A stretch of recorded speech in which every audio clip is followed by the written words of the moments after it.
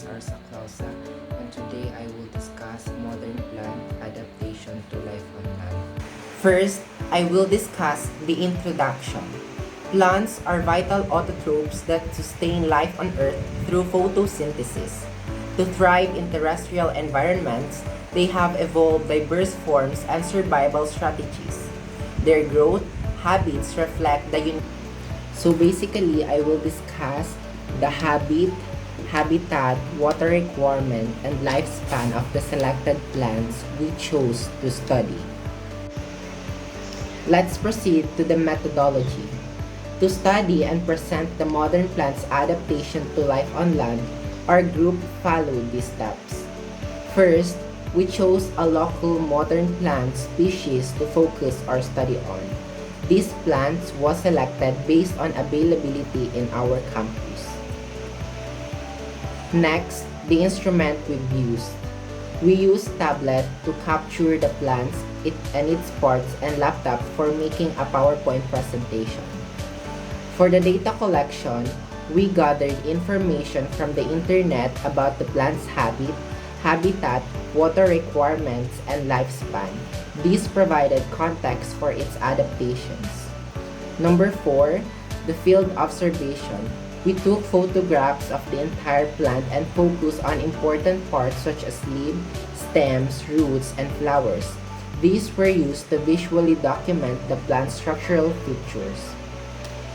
For the analysis, we examined the photos and notes to identify visible adaptations like leaf structure, root system, or other features that suggest how these plants manages water, light, and growth on land.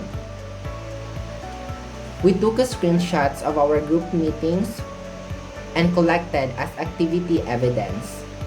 And lastly, for the presentation preparation, using the collected data and photos, researchers created a PowerPoint presentation according to the prescribed format, ensuring clear and concise content. Next is the results and discussion. First, we observed Bignai or the Antidismia buneus.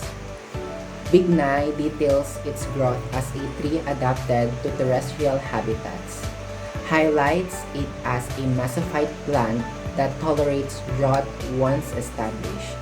Showing an adaptation to variable water conditions, it has a perennial lifespan indicating a long-term survival and productivity. Next is the calamansi or the Citrus microcarpa.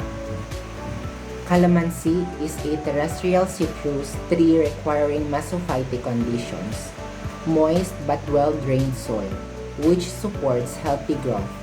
Being perennial, it contributes fruit production year-round, reflecting an adaptation to consistent but moderate water availability.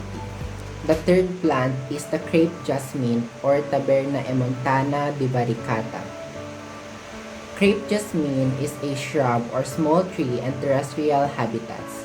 It requires moderate watering and moist soil, emphasizing the mesophytic water need. Its perennial nature allows sustained flowering and growth, showing adaptation